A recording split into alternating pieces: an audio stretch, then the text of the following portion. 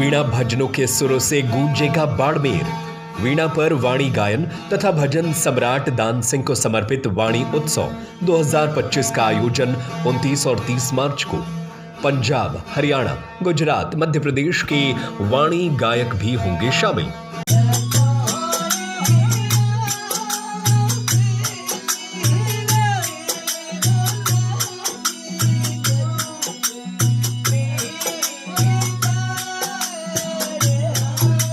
मारवाड़ की वीणा भजन गायन परंपरा सदियों पुरानी है, लेकिन बदलते समय और आधुनिकता के प्रभाव के चलते यह लुप्त होने के कगार पर है। नई पीढ़ी धीरे धीरे पारंपरिक संगीत से विमुख होती जा रही है, जिससे इस समृद्ध सांस्कृतिक धरोहर के अस्तित्व पर संकट गहराता जा रहा है। इसी को देखते हुए राजस्थान की समृद्ध सांस्कृतिक विरासत और लोक संगीत परंपरा को संरक्षित करने के लिए रूमा देवी फाउंडेशन व ग्रामीण विकास एवं चेतना संस्थान की ओर से वीणा पर वाणी गायन तथा भजन सम्राट दान सिंह को समर्पित वाणी उत्सव 2025 आगामी 29 व 30 मार्च को शुरू होने जा रहा है। और इस वाणी उत्सव में राजस्थान, हरियाणा, मध्य प्रदेश, गुजरात, पंजाब, महाराष्ट्र तथा पाकिस्तान के सिंध प्रांत से आए कलाकार भाग ले रहे हैं। आपको बता दें कि फाउंडेशन के निदेशक डॉक्टर रूमा देवी राष्ट्रपति द्वारा नारी शक्ति पुरस्कार से सम्मानित व हार्वर्ड यूनिवर्सिटी की गेस्ट स्पीकर रूमा देवी संस्था के सचिव विक्रम सिंह द्वारा परंपरागत वीणा गायन कला के संरक्षण की मुहिम के तहत सालाना कार्यक्रम का आयोजन किया जाता है, जो इस बार यह कार्यक्रम द हवेली रिजॉर्ट में आयोजित हो रहा है। राजस्थान के रेगिस्तान में कबीर, मीरा, दादू, दयाल, रामदेव जी, गोगा जी जैसे संतों की भुलाई जा रही सामाजिक समरसता की प्रेरणा देने वाली अद्भुत वाणियों को उनके मूल स्वरूप में 2 दिवसीय वाणी उत्सव में गुंजायमान किया जाएगा। इस उत्सव हेतु संस्था द्वारा 1200 से अधिक वाणी गायकों के ऑनलाइन आवेदनों की स्क्रीनिंग चल रही है। इस कार्यक्रम को लेकर संस्थान की अनीता चौधरी बताती हैं कि मुख्य कार्यक्रम में 100 से अधिक समूहों द्वारा प्रस्तुति दी जाएगी। एक समूह 5 से 7 कलाकार होंगे। साथ ही मातृशक्ति द्वारा हरजस गायन के 100 से अधिक समूहों के आवेदन हो चुके हैं। प्रत्येक समूह में 5 से 8 महिलाएं होंगी। वे बताती हैं कि इस पूरे उत्सव के लिए 5 मंच तैयार किए गए हैं। महिलाओं के लिए अलग मंच होगा। हरजस गायन के लिए, वाणी उत्सव के लिए, प्रभात सत्संग के लिए मुख्य कार्यक्रम का मंच, ओपन स्टेज बिना साउंड सिस्टम के। इसके अलावा इन कलाकारों को अलग अलग श्रेणी में पुरस्कार दिए जाएंगे। नवोदित कलाकार, 20 वर्ष तक के आयु के कलाकार, युवा कलाकार, 21 से 45 वर्ष तक के आयु के कलाकार, वरिष्ठ कलाकार, 45 वर्ष से ऊपर के आयु के कलाकारों को सोशल मीडिया श्रेणी, डिजिटल माध्यम से वीणा भजनों को बढ़ावा देने हेतु सम्मान, वीणा भजन परंपरा के संरक्षण हेतु विशिष्ट कार्य करने वाले संगठन, संस्था या व्यक्तिगत रूप से प्रदान किया जाएगा। रात्रि में भजन व महिलाओं के लिए हरजस प्रतियोगिताएं होंगी तथा अगले दिन कलाकारों को सम्मानित किया जाएगा। संस्थान के उम्मेद सिंह बताते हैं कि वाणी उत्सव का मुख्य उद्देश्य भक्तिकाल के पूर्व से चली आ रही इस विलुप्त होती परंपरा को संरक्षित करना है, वाणी गायकों को मंच प्रदान करना और युवा पीढ़ी को कबीर, मीरा, गोरख, डूंगरपुरी जैसे संतों के अनुभवों से परिचय करवाकर वीणा पर वाणी गायन को पुनर्जीवित करना है। इस फाउंडेशन में मैं पिछले 2 सालों से जब भी कोई इवेंट होता है तो मैं जुड़ता रहता हूँ। मुझे अपने जो राजस्थान में रेगिस्तान की जो संस्कृति है, थार की जो संस्कृति है, उसमें जो कलाएं हैं, जो पुरानी परंपराओं से जुड़ी हुई चीज़ें हैं जो विलुप्त हो रही है, उनको बचाने को लेकर मेरे मन में एक दर्द है कि क्यों आने वाली जो पीढ़ी है वो इन चीज़ों से तरस जाए। जो एक पीढ़ी थी इन चीज़ों को देख चुकी है, वो तो जा चुकी है या जाने वाली है, कगार पर है। लेकिन मैं चाहता हूँ कि आने वाली पीढ़ी भी उन चीज़ों को देखे जो यहाँ का स्ट्रगल था, जो संघर्ष था यहाँ के लोगों का, लोगों ने कैसे जीवन जिया, उनकी जो जीवितता थी जीने को लेकर, वो बहुत डिफ़िकल्ट थी। अब वो चीज़ें, उस दौर की चीज़ें अब तो हम नहीं ला सकते क्योंकि आधुनिक ज़माने में बहुत कुछ बदल गया है। लेकिन रही बात कला की, तो मैं ये कह सकता हूँ कि मेट्रो सिटीज़ के बाद अगर जो कला कहीं बच रही है तो इन छोटे छोटे शहरों में, कस्बों में, या ये कहूँ कि थार जैसे डिफ़िकल्ट जगह पे कला का संरक्षण अपने आप में एक महती चीज़ है। हमारा जो घर है, मैं थोड़ा मैं टोकूंगा आपको, जो धार्मिक और आध्यात्मिक एक परंपरा के नाते या उसमें इंटरेस्ट होने के नाते ही भजन सुनने चाहिए, या इन मतलब कोई भी जो भजन है, हमारी लोक वीणा परंपरा है, जी। इसमें इंटरेस्ट लेने का लोगों को इससे क्या लाभ है? मतलब एक के ठीक आदमी देखिए, धार्मिक है, धर्म- आध्यात्मिक है तो वो भजन देखिए, सुनेगा। बिल्कुल आपकी बात वाजिब है। धर्म अपनी जगह है और आध्यात्मिक अपनी जगह है। रही बात संगीत की, तो संगीत की कोई भाषा नहीं है। हम अगर वीणा बजा रहे हैं तो वीणा की खुद की अपनी एक लैंग्वेज है। अब वो तार अगर धुन छेड़ रही है तो उसकी लैंग्वेज है, उसमें शब्द नहीं है। हम कह सकते हैं कि इंस्ट्रूमेंटल जो साउंड है वो किसी भी भाषा की आप सुन लो, अगर वो मधुर है तो तमिल सुनने वाले, तेलुगु सुनने वाले, कन्नड़ सुनने वाले या मारवाड़ी सुनने वाले सबको अच्छा लगेगा। और अगर वो बेसुरा है तो किसी को भी अच्छा नहीं लगेगा। तो अध्यात्म जो है मन की जो शांति है उसको बढ़ाता है। धर्म जो है वो इन चीज़ों से जोड़ के रखता है। मेरा ये मानना है कि संगीत, आध्यात्मिक और धर्म तीनों से जुड़ाव लोगों का होना चाहिए, ज़रूरी है मन की शांति के लिए।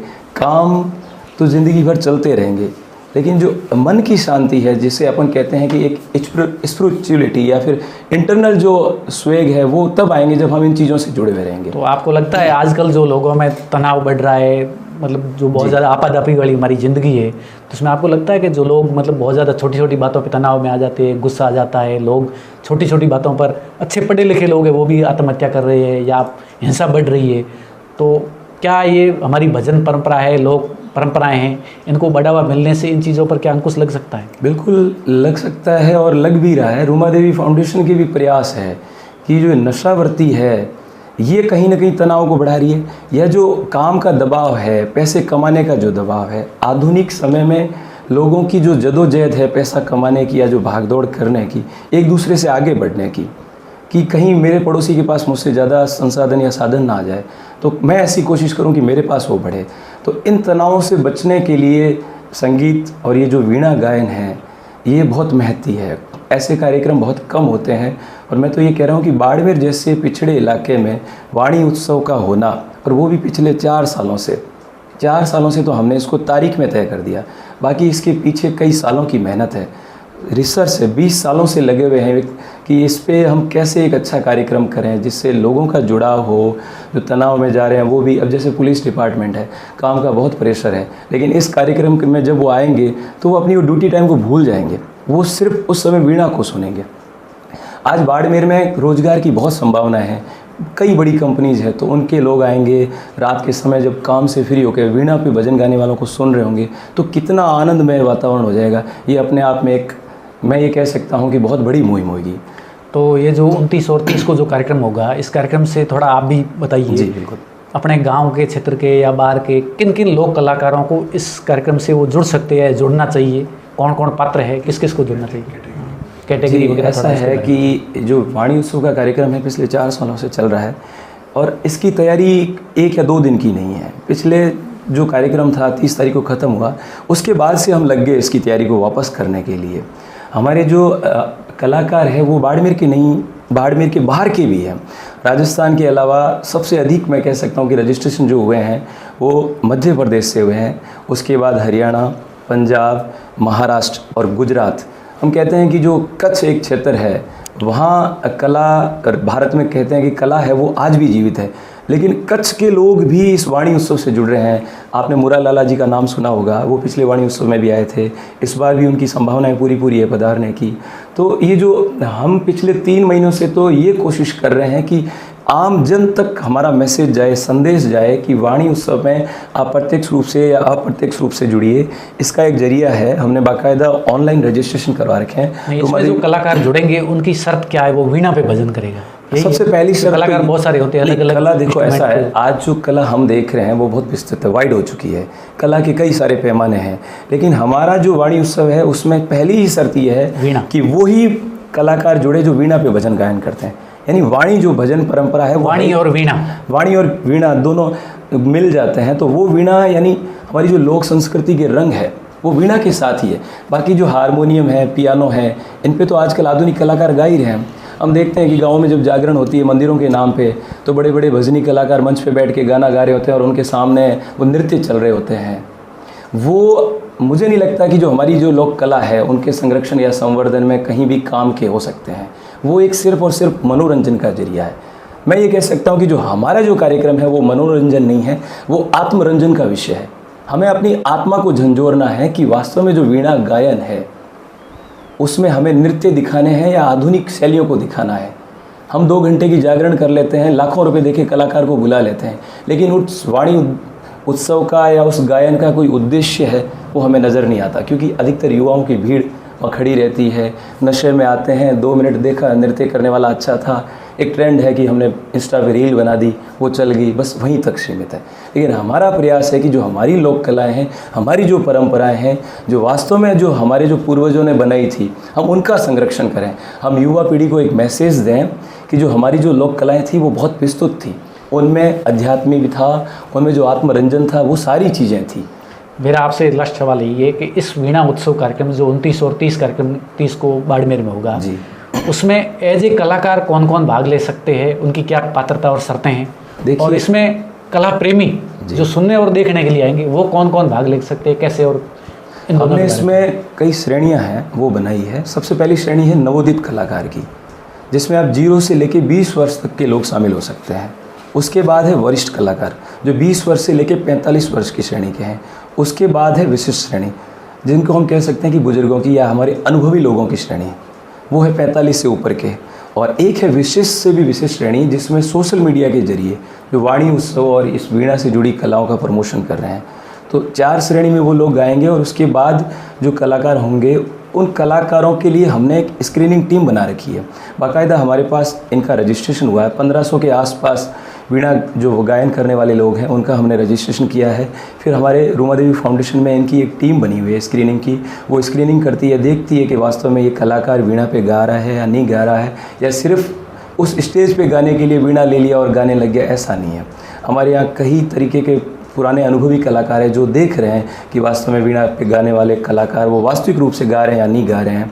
उनका हमने रजिस्ट्रेशन किया, फिर स्क्रीनिंग हुई, फिर उन्होंने व्हाट्सएप के जरिए वीडियो भेजा, फिर हमको उनको वापस रिकॉल करते हैं। तो एक पूरी प्रोसेस है। तो ये अभी तक उनको आमंत्रित करने की या ये स्क्रीनिंग की लास्ट डेट वगैरह ऐसा क्या है जो कलाकारों के लिए थोड़ा? एक्चुअली पहले 15 तारीख लास्ट डेट थी, फिर भी रजिस्ट्रेशन रुके नहीं, तो हमने उसकी डेट बढ़ाई। हमने 20 मार्च उसकी लास्ट डेट रखी। और कुछ लोग ऐसे थे जो ऑनलाइन रजिस्ट्रेशन नहीं कर सकते, तो उनके लिए हमने खुला मंच रखा कि वो फाउंडेशन क्राफ्ट ऑफलाइन भी आके ऑफलाइन यहाँ क्राफ्ट सेंटर में ऑफिस में आके भी अपना रजिस्ट्रेशन करवा सकते हैं। और सबसे एक बड़ी बात जो रह गई है कि हमारी जो मातृशक्ति है, माताएं बहनें हैं, उनको मौका नहीं मिलता मंच पर बैठने का। पुरुष वीणा भजन कहीं पे भी कर लेते हैं, उनको हर जगह मौका मिल रहा है समाज में, लेकिन जो हमारी माताएं बहनें हैं जो हरजस गाती है, हरजस यानी हरि का जस। तो जैसे अपनी पुराने समय में जो सत्संग होती, जो जागरण होते थे, उनमें तो एक भजन जैसे पुरुष वीणा पर कर रहे हैं तो उसके बाद महिलाएं बीच में हरजस करती थी, लेकिन ये परंपरा हाँ, मैं आपकी बात को ही जोड़ रहा हूँ। मेरे कहने का अर्थ ये है कि जो गाँव ढाणी आंगन में जो जागरण थी, उसमें एक भजन पुरुषों ने गाया, उसके बाद घर की महिलाएं आंगन में बैठ के ही भजन करती थी। और वो भजन घर तक सीमित थे, सिर्फ आंगन तक सीमित थे। हमने उनको धार्मिक अनुष्ठानों तक सीमित कर दिया।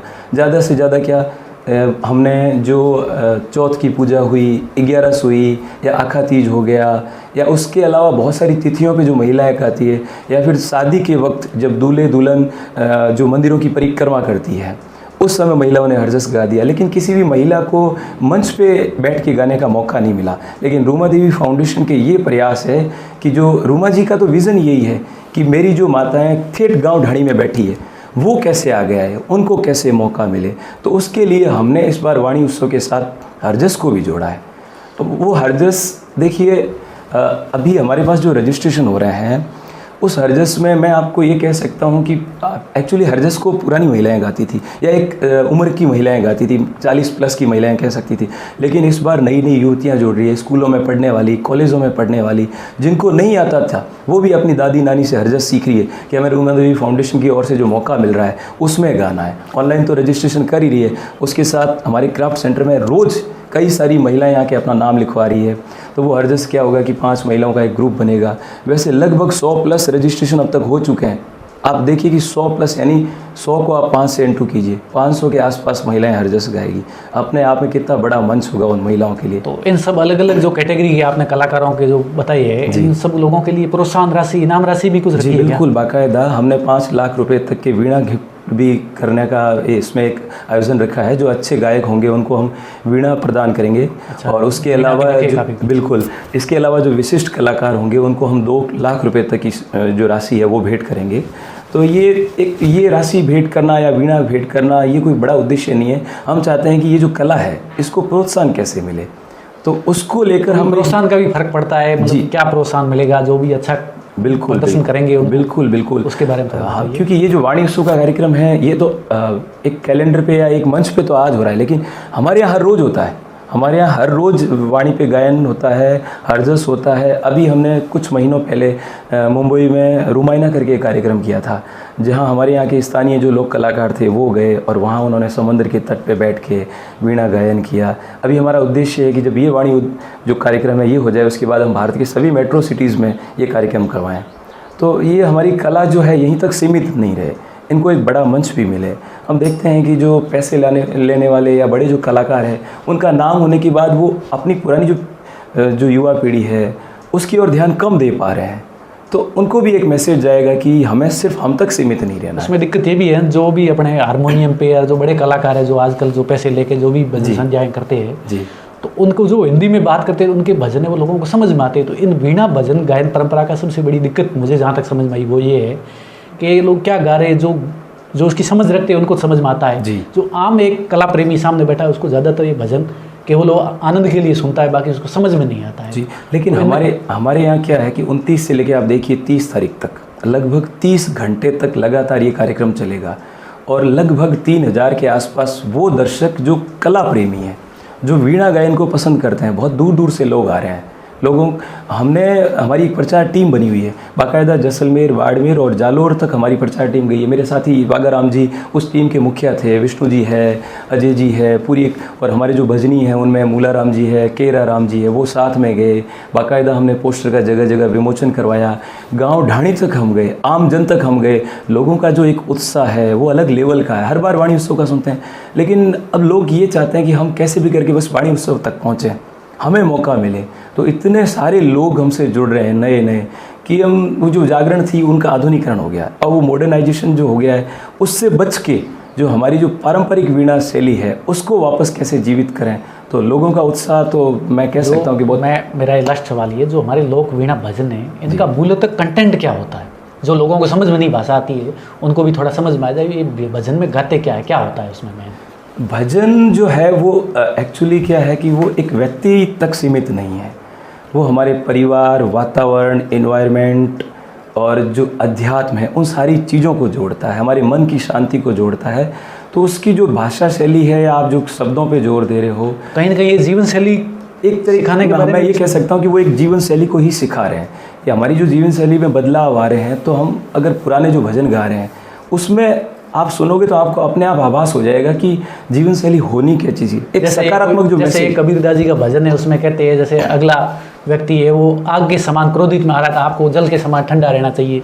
तो ये हमारे कहीं ना कहीं हमारे व्यक्तित्व का विकास में या हमारी जीवन शैली को संतुलित करने में भी इन भजनों की भूमिका है। मैंने आपसे पहले भी कहा, अगर आप इसको मनोरंजन से नहीं जोड़ें, आत्मरंजन से जोड़ें, तो वीणा गायन का एक एक शब्द हमारी जीवन शैली से ही जुड़ा हुआ है और हमारी जीवन पद्धति से ही वो शब्द उठाए हुए हैं। हमारे जो वीणा भजन कलाकार है, जो गायक है, वो आम जन को देख के ही भजन बनाता है और गाता है कि अभी जो वातावरण में परिदृश्य है वो चल क्या रहा है। या आप जैसे विष्णुइयों का जो पर्यावरण संरक्षण को लेकर जो गायन है, आप उनको सुनिए, वो अधिकतर क्या होगा कि पर्यावरण के इर्द गिर्द घूमेगा। तो उनका उद्देश्य है कि पर्यावरण को कैसे बचाएं, जीव जंतुओं का संरक्षण कैसे करें, तो उसी में से वो शब्दों को उठाएंगे। ठीक वैसे ही सारी चीज़ें ये वही है कि हम अपनी जीवन शैली को कैसे सकारात्मक रखें, उसको बचाएं कैसे। बाकी प्रचार टीम के बारे में अगर पूछें आप बागाराम जी से, तो पिछले 1 महीने से ये जगह जगह जा रहे हैं, आम जन से जुड़ रहे हैं। और ये जो आप पीछे वीणा देख रहे हैं, मैं आपको ये बता दूं कि जो वीणा जो बनाने वाले कारीगर हैं वो हमसे आए दिन ये कह रहे थे कि हमारे जो वीणा का जो कारोबार था वो एक तरह से ठप हो चुका था। क्यों? क्योंकि वीणा को कोई खरीद नहीं रहा था। लेकिन अभी जो है वीणा वो वापस जीवित होने लग गए, क्योंकि नए नए छोटे छोटे 5-5 साल के बच्चे हमारे यहाँ पे आके वीणा पे भजन गा रहे हैं। तो उनका कारोबार तो बढ़ा ही है, हमारी संस्कृति तो बढ़ ही रही है। और साथ ही साथ आप सोचिए कि नई पीढ़ी के जो लोग, आधुनिक पीढ़ी के लोग जो इंस्टाग्राम, फेसबुक या स्नैपचैट से बाहर निकलकर वीणा गायन को सुन रहे हैं, समझ रहे हैं, गा रहे हैं, यूट्यूब पे सर्च कर रहे हैं कि वीणा गायन या वीणा को कैसे बजाया जाता है, ये कितनी बड़ी बात हो सकती है। एक लास्ट अपील, जो कला प्रेमी और जो भी कलाकार है वो इस कार्यक्रम से जुड़े आएँ, उसके बारे में मैं आप सबसे यही अपील करना चाहता हूँ कि ये जो वीणा गायन है ये सिर्फ हमारा नहीं है, आप सबका है, हम सबका है। इसमें आप ज़्यादा से ज़्यादा जुड़िए। अगर आप कहीं दूर है, उस दिन नहीं आ सकते, तो सोशल मीडिया के ज़रिए भी जुड़िए और यही एक चीज़ है जो हमारी जो पुरानी लोक कला है उसको बचा के रखेगी। और ये आप सबको मैसेज देना है लोगों को कि जो रूमा देवी फाउंडेशन के जो प्रयास है वो कला को तो जोड़ ही रहे हैं, लेकिन उसके साथ साथ पर्यटन को भी कैसे बढ़ावा मिलेगा। आप सोचिए कि जैसलमेर और बाड़मेर दोनों ज़्यादा दूर नहीं है, दोनों की सेम परिपाटी है, वहाँ पे भी रेगिस्तान है, डेजर्ट है, दोरे हैं ऊंचे ऊंचे, तो यहाँ पे भी है, और वहीं पर्यटन ज़्यादा अधिक क्यों आ रहे हैं, उसकी वजह क्या है। तो बाड़मेर में भी पर्यटक जो है उसकी संभावनाएं बहुत ज़्यादा है। तो हमारा जो वाणी उत्सव है कहीं ना कहीं पर्यटन को भी बढ़ावा देगा। अहमदाबाद या जोधपुर से जो एयरपोर्ट पे बड़े बड़े लोग उतरते हैं और सबसे पहले तलाश करते हैं कि राजस्थान में कहाँ जाएं, तो पहले तो लोग ये सोचते थे जैसलमेर चले जाएं, जोधपुर चले जाएं, जहाँ हेरिटेज है, ऐतिहासिक धरोहरें हैं, वहाँ चले जाएं। लेकिन अभी वो है ना बाड़मेर को तलाश रहे हैं कि बाड़मेर में ऐसे आयोजन हो रहे हैं रूमा देवी फाउंडेशन के। अहमदाबाद से उतरते ही सीधे गाड़ी रूमा देवी फाउंडेशन पे आके ही रुकती है। वजह क्योंकि यहाँ हम कलाओं का संरक्षण कर रहे हैं। 40,000 महिलाएं हैं जो सक्षम और आत्मनिर्भर होकर बुनाई का, हस्तकला का, दस्तकला का कार्य कर रही है। कितनी बड़ी मुहिम है। तो ये जो प्रयास है आगे तक जाने चाहिए, और मैं आप सबसे दोबारा अपील करना चाहता हूँ कि आप इसमें ज़्यादा से ज़्यादा भाग लीजिए। ये हमारा और आप सबका प्रोग्राम है। हिंदुस्तान में सदियों से चली आ रही परंपरा संस्कृति में वाणी गायन की समृद्ध परंपरा रही है, जो कि छुआछूत, ऊंच नीच, अमीर गरीब और धार्मिक भेदभाव की खाई को मिटाकर सामाजिक समरसता स्थापित करने का संदेश देती आई है। थार के मरुस्थल में हर धार्मिक उत्सव, सत्संग, जमा जागरण में सुनाई देने वाला वीणा गायन वर्तमान समय के इलेक्ट्रॉनिक बाजू के शोरगुल में संकुचित होकर थमसा गया है। भक्ति काल से लेकर आधुनिक काल की शुरुआत तक वीणा हर गांव, शहर के सत्संग व जागरणों की शान हुआ करता था। अब यह वाद्य यंत्र लुप्त होने के कगार पर है। 5 तार वाले इस वाद्य यंत्र से निकलने वाली मधुर ध्वनि से वातावरण सकारात्मक हो जाता था। वीणा के सुर के साथ वाणियों की लहर गूंजती थी। वीणा लोक वाणी गायन कला का अभिन्न हिस्सा रहा है। वर्तमान में बढ़ते इलेक्ट्रॉनिक वाद्य यंत्र के प्रयोग व उचित संरक्षण नहीं मिलने के कारण उत्तम गुणवत्ता की वीणा बहुत कम देखने को मिलते हैं। रूमा देवी फाउंडेशन तथा ग्रामीण विकास एवं चेतना संस्थान के वागाराम बताते हैं कि वर्तमान में कम होते वीणा के चलन तथा प्रोत्साहन न मिलने के कारण इसका निर्माण बहुत कम हो गया है और गुणवत्ता स्तर घटता जा रहा है। कभी गांवों में भी हस्तशिल्पी उसका उत्पादन किया करते थे, लेकिन अभी इसका निर्माण जोधपुर जिले में स्थित केतु गांव के कुछ सुथार परिवार कर रहे हैं, लेकिन इन दिनों यह भी कम होता जा रहा है। ये वीणा जो आपको दिख रहा है ये रुइड़े की लकड़ी का बना हुआ है। रुइड़े की लकड़ी जो यहाँ बाड़मेर जिले में पहले बनाते थे, सुतार समाज बनाती थी। सुतार समाज भी बनाते हैं, लेकिन अभी बाड़मेर में ज़्यादातर कारीगर इनके नहीं रहे क्योंकि ज़्यादा सेल नहीं हो रही थी। तो ऊपर ये तारें हैं इसकी, ये किसकी होती है? ये अलग अलग धातुओं की होती है। अलग अलग धातुओं की सभी? हाँ। कितनी तार है? इसमें 5 तार है। 5 तार है। अच्छा। जो कि ये रूड़े की लकड़ी है, जो अभी तो वर्तमान हमने केतु गांव जो जोधपुर के पास में है। अच्छा। जैसलमेर जो जोधपुर सड़क जाती है वहाँ केतु गांव है। वहाँ पे केतु गांव में सुतार समाज के कम से कम 500 घर हैं जो ये वीणों पे पहले काम करते थे, लेकिन अभी वर्तमान में वो वीणे सेल होने कम हो गए, बिकने कम हो गए, तो धीरे धीरे वहाँ के गांव छोड़ के बम्बई है, सूरत है, अलग अलग बड़े बड़े शहरों में जो नए कलाकार नए जनरेशन है वो शहरों तक पहुँच गए। अब पुराने बुजुर्ग लोग वीणों पे बनाते थे वो अब घर तक सीमित है क्योंकि ज़्यादा लोग खरीद नहीं रहे। तो जैसे ही पहले मेलों में वैसे बिकते थे, लेकिन धीरे धीरे कम होते जा रहे। लेकिन अभी हमने वहाँ केतु गांव में ऑर्डर देना शुरू कर दिया तो लोगों में एक उत्साह आ गया कि कहाँ मिलता है वीणा। पहले पता नहीं था किसी को कि वीणा कहाँ मिलता है केतु गांव। पहले मेले में आते, रामदेव जी गए थे रामदेरा तो वहाँ मिल गया, बालोतरा गए तो वहाँ पशु मेले मिल गया, लेकिन अभी सभी लोगों को पता है केतु गांव में बनता। तो हम ये वीणे के बनाने के लिए पहले 3 महीने 4 महीने पहले ऑर्डर देते हैं, क्यों 1-2 वीणा होता है तो बन जाता है, लेकिन हम 50 से 100 वीणे बनाने के लिए ऑर्डर देते हैं। तो पहले हम 3 महीने जाते, हमारी रूमा देवी फाउंडेशन की टीम जाती है, उनको बताती है इस साइज़ में बनाना है। जो वीणे तो अलग अलग साइज़ में बनते हैं, लेकिन जो हमारे साथ कलाकार होते हैं वो बताते हैं इस साइज़ में होगा, इस राउंड में होगा, इतनी तार लगेगी, इतने नकले लगेंगे, तो वो उनकी आवाज़ एक सुरंग वो अलग से होगी। तो उनको हम साइज़ देते हैं, ये लकड़ी होनी चाहिए।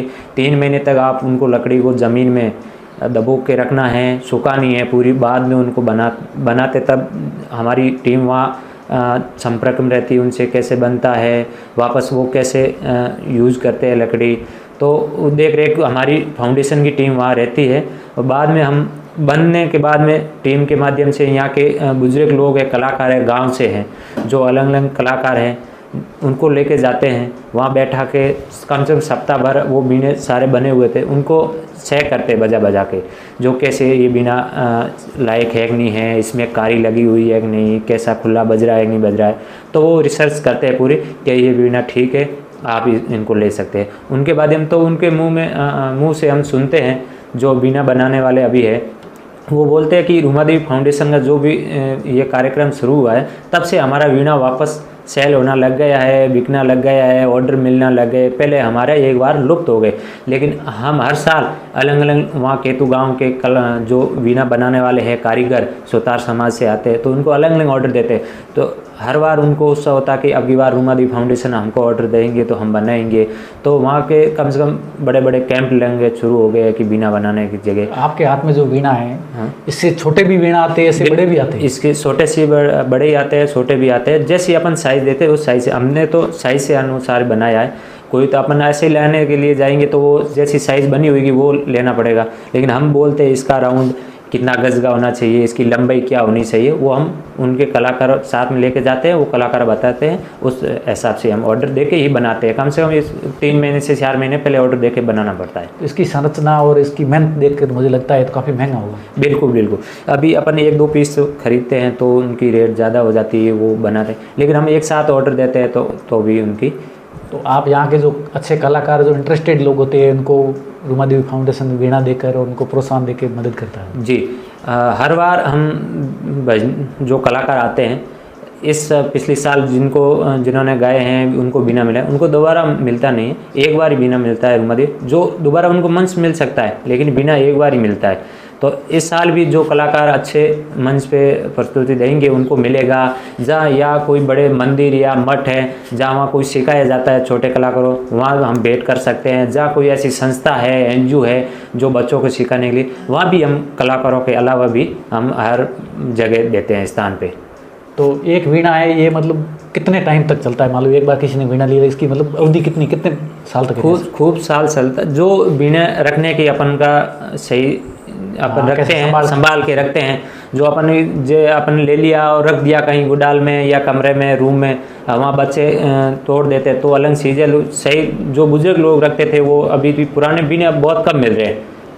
पुराने हम सोच रहे हैं पुराने बीने कहीं मिले हैं या वो उनको संजो के रखें, लेकिन बहुत कम मिल रहा है, क्योंकि मैंने जो गांव के लोग हैं वो उन्हें टूट गया, लकड़ी के साथ में डाल देते हैं। लेकिन ये पुराने हाथ के बने हुए बहुत कम मिल रहे हैं। तो हम सभी को बोलते हैं कि आप बीना आपको मिले तो उनको सही संभाल के रखें, और जहाँ भी किनको और सीखने की जरूरत हो तो संभाल के ही नहीं रखिए, इसको काम में लिख दीजिए। हाँ, जो बच्चे को सिखाने हैं, जहाँ कोई स्कूल का प्रोग्राम हो, जहाँ मंदिर का प्रोग्राम हो, समाज का प्रोग्राम हो, वहाँ आप किसी को बता सकते हैं हमारे पास रूमादेवी फाउंडेशन का बीना मिला हुआ है, आपकी भी जरूरत हो।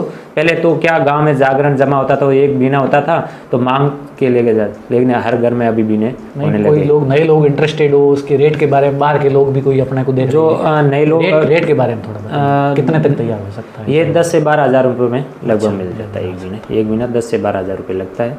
जो कोई नए लोग खरीदना चाहते हैं तो हमने रूमादेवी फाउंडेशन की तरफ से यहाँ जो केतु गांव बनाते हैं कारीगर है, वो स्टॉल लगाएंगे 29 और 30 मार्च को, तो वो भी आ सकते हैं वहाँ खरीदने के लिए। बिल्कुल। इस वाद्य यंत्र के संरक्षण हेतु बनाने वाले हस्तशिल्पों के रोजगार को बढ़ावा देने की जरूरत है। माधु सिंह गोरा की खास रिपोर्ट।